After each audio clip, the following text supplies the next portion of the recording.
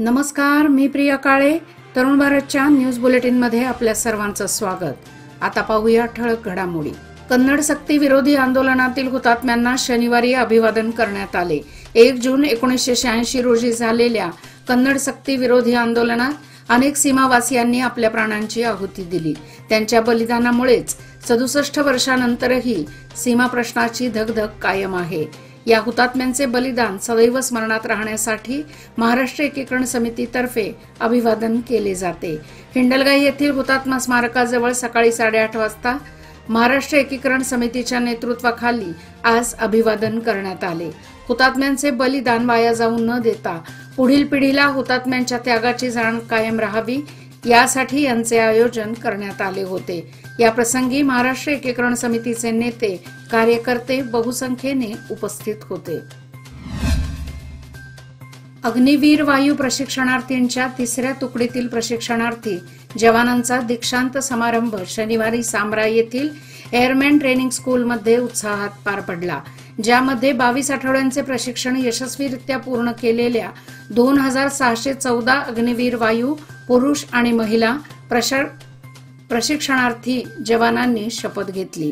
प्रारंभी प्रशिक्षणार्थी जवानांनी विविध शारीरिक कवायती सादर करून शानदार पथसंचलन केले. यावेळी air vice marshal R Ravishankar, air officer commanding advance headquarter, भारतीय वायुसेनेचे दक्षिण पश्चिम एअर कमांड हे पासिंग आउट परेडचे पुनरावलोकन अधिकारी उपस्थित होते. त्यांनी उत्तीर्ण प्रशिक्षणार्थींचे अभिनंदन करून विविध श्रेणींमध्ये उत्कृष्ट कामगिरी केलेल्या प्रशिक्षणार्थींचा ट्रॉफी देऊन गौरव केला. बेळगाव शहरातील भोवी गल्ली येथील अंगणवाडीतील पोषण आहार अंगणवाडी महिला कर्मचाऱ्याने आपल्या घरी साठा करून ठेवल्याची घटना समोर आली आहे. हा प्रकार समोर येऊ नये यासाठी घरचा दरवाजा बंद केला. दरम्यान महिला व बालकल्याण खात्याचे आर नागराज आणि त्यांच्या सहकार्यांनी तातडीने घटनास्थळी भेट देऊन अंगणवाडी कर्मचाऱ्यांवर निलंबनाची कारवाई केली. सेविका सुरेखा हट्टीहोळी असे कारवाई झालेल्या अंगणवाडी कर्मचाऱ्याचे नाव आहे. पोषण आहारातील रवा, ज्वारी आदींचा पंचनामा करून तो जप्त करण्यात आला आहे. खडेबाजार पोलीस स्थानकात तक्रार दाखल झाली असून संबंधित कर्मचाऱ्यांवर कारवाई केली जाणार आहे अशी माहिती उपलब्ध होणार आहे. लोकसभा निवडणुकीची देशभरातील रणधुमाळी थांबली आहे. देशातील लोकसभा निवडणुकीचा शेवटचा टप्पा आज शनिवारी पार पडला. त्यानंतर लगेचच 4 जून रोजी लोकसभा निवडणुकीचा निकाल लागणार आहे. त्यामुळे या निकालात काय होणार याकडे सर्वांचेच लक्ष लागले आहे. निकालाची तारीख जवळ आल्याने अनेक उमेदवारांची धाकधूक वाढली आहे. लोकसभा निवडणुकीचा निकाल लागायला अवघे 4 दिवस उरले आहेत. 4 जून रोजी सकाळपासून लोकसभा निवडणुकीचे निकाल जाहीर होतील. त्यानंतर दुपारपर्यंत निकाल येतील. त्यामुळे कुणाची सत्ता येणार, कोणता उमेदवार जिंकणार हे दुपारीच स्पष्ट होणार आहे. या पार्श्वभूमीवर अनेक उमेदवारांनी देवाचं दर्शन सुरू केलं आहे. निवडून येण्यासाठी देवाला साकडे घातले जात आहे. प्रत्येक उमेदवाराच्या मनात धाकधूक निर्माण झाली आहे. यंदाच्या शैक्षणिक वर्षाला प्रारंभ झाला असून शुक्रवार दिनांक 31 मे पासून शाळा गजबजल्या आहेत. विद्यार्थ्यांना सरकारकडून बस पास देण्यात येतो. आज शनिवार दिनांक 1 जून पासून बस पास वितरण प्रक्रियेला सुरुवात झाली. सेवा सिंधू वेबसाईटवर अर्ज केल्यानंतर ग्राम वन आणि कर्नाटक वन केंद्रातून बस पास उपलब्ध होणार आहे. शालेय विद्यार्थ्यांसाठी परिवहन मंडळाने स्मार्ट कार्डच्या धर्तीवर बस पास ऑनलाईन देण्याचा निर्णय घेतला आहे. दरवर्षी विद्यार्थ्यांना बस पास मिळण्यास विलंब व्हायचा, मात्र यावर्षी संपूर्ण प्रक्रिया बदलण्यात आली आहे. त्यामुळे बस पास लवकर मिळणार आहे अशी माहिती परिवहन महामंडळाचे अधिकारी के लमानी यांनी दिली आहे. महिलांची शक्ती हीच समृद्ध भविष्याची निर्मिती. लोकमान्य घेऊन आले आहेत महिला उन्नती योजना, जी देते तुमच्या गुंतवणुकीवर 10% आकर्षक व्याजदर फक्त 500 दिवसांकरिता. किमान गुंतवणूक 10,000 रुपये. अधिक माहितीसाठी आजच कॉल करा 1800-212-4050. योजना फक्त महिला सभासदांकरिता. नियम अटी लागू. लोकमान्य, जिथे पैसे वाढतात आणि नातं वृद्धिंगत होतं. लोकसभा निवडणूक निकालापूर्वीच एलपीजी सिलेंडर स्वस्त झाला आहे. सलग 3ऱ्या महिन्यात गॅसचे दर घसरले आहेत. भारतीय पेट्रोलियम कंपन्यांनी शनिवारी 1 जून रोजी सिलेंडरच्या नव्या किमती अपडेट केल्या आहेत. त्यात ही माहिती देण्यात आली आहे. जून महिन्याच्या सुरुवातीलाच व्यावसायिक गॅस सिलेंडर दरात 70 ते 72 रुपयांनी कपात करण्यात आली आहे। विशेष म्हणजे सलग तिसऱ्या महिन्यात व्यावसायिक सिलेंडर स्वस्त झाला आहे। दुसरीकडे घरगुती गॅस सिलेंडरच्या किमतीत कोणताही बदल झालेला नाही। माधुरी जाधव फाउंडेशन यांच्या वतीने निराधार मृत महिलेवर अंत्यसंस्कार करण्यात आले। शांता कोलकार ही 70 वर्षीय महिला जुने बेळगाव येथील निराधार केंद्रामध्ये कित्येक वर्षापासून वास्तव्यास होती। गुरुवारी सायंकाळी अल्पशा आजाराने सरकारी रुग्णालयात तिचा मृत्यू झाला। ही माहिती निराधार केंद्राचे व्यवस्थापक रावसाहेब शिरहट्टी यांनी सामाजिक कार्यकर्त्या माधुरी जाधव यांना सांगितली। माधुरी जाधव यांनी फाउंडेशनमध्ये कार्यरत असलेल्या तेजस मेलगे यांच्यासह निराधार महिला शांता कोलकार हिच्या पार्थिवावर अंत्यसंस्कार केले।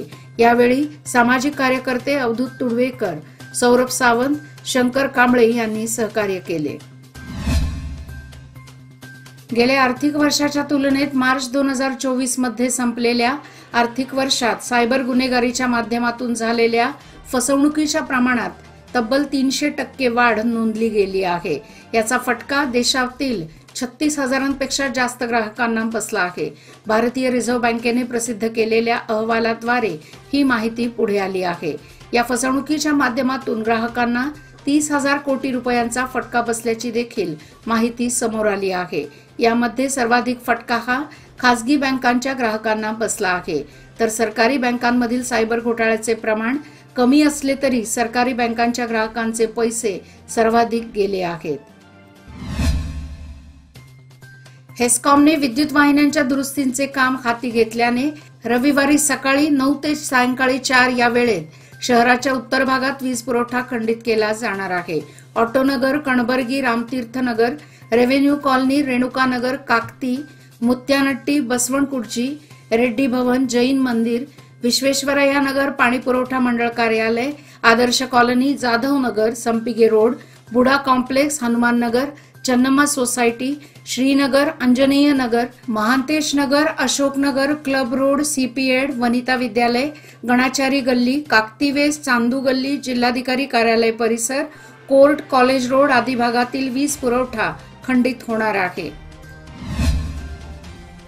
राजकीय पक्ष आणि बिगर पक्षांच्या उमेदवारांनी त्यांच्या पोलिंग एजंटना निवडणूक आयोगाच्या मार्गदर्शक सूचनांचे सक्तीचे पालन करण्याची सूचना द्यावी, अशी सूचना चिक्कोडी लोकसभा मतदारसंघाचे निवडणूक अधिकारी राहुल शिंदे यांनी दिली। लोकसभा निवडणुकीची मतमोजणी आरपीडी कॉलेजमध्ये 4 जून रोजी होणार आहे। त्यासाठी लोकसभा निवडणूक मतदान प्रक्रियेबाबत शुक्रवारी 31 मे रोजी उमेदवार व राजकीय पक्षांच्या प्रतिनिधींच्या बैठकीत ते बोलत होते।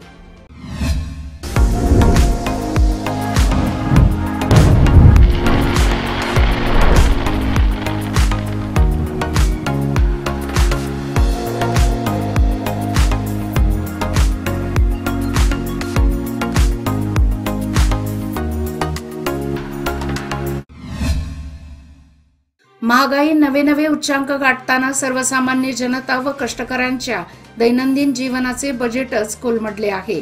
एकीकडे जीवनावश्यक वस्तूंचे दर वाढत असताना दररोजच्या स्वयंपाकात लागणाऱ्या फळ भाजीपाल्यांचे भाव देखील गगनाला भिडत आहेत। सर्वसामान्य व कष्टकरी जनतेच्या आवाक्याबाहेर फळ व भाजीपाल्याचे भाव पोहोचले आहेत।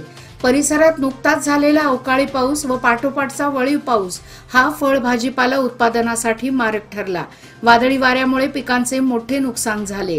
यामुळे बाजारपेठेतील आवक घटल्याने दर वाढल्याचे विक्रेत्यांकडून सांगितले जात आहे। राष्ट्रीय महामार्ग प्राधिकरणाचे रुंदीकरणाचे काम कोगनोळी फाटा ते निप्पाणीपर्यंत मोठ्या जोमाने सुरू आहे। या कामासाठी दूधगंगा नदीतून हजारो लिटर पाण्याची उचल केली जात आहे। ऐन उन्हाळ्यात दूधगंगा नदीच्या पाण्यावर राष्ट्रीय महामार्ग प्राधिकरणाकडून डल्ला मारण्यात येत असल्याची चर्चा राजरोसपणे सुरू आहे। दुसरीकडे शेतकऱ्यांना शेती पिकांसाठी पाणी देण्यास अपुरा वीज पुरवठा व अनेकदा उपसाबंदी लागू केली जात आहे। याचबरोबर आजचे बातमीपत्र इथेच संपले। अधिक माहिती आणि ताज्या घडामोडी करता पाहत रहा तरुण भारत न्यूज चॅनल। तसेच आमच्या चॅनलला लाईक, शेअर आणि सबस्क्राईब करायला विसरू नका आणि विश्वासार्ह बातम्यांसाठी दररोज वाचा दैनिक तरुण भारत। धन्यवाद।